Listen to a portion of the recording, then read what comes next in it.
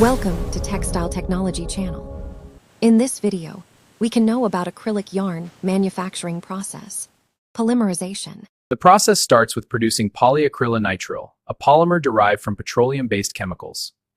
Acrylic fibers are produced by polymerizing acrylonitrile with vinyl acetate to create polyacrylonitrile. By this reaction, it forms a white solid polymer powder. Spinning solution, dope, preparation.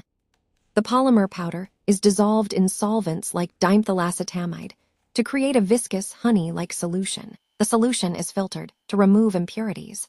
Fiber spinning. In wet spinning, the solution is extruded into a coagulating bath.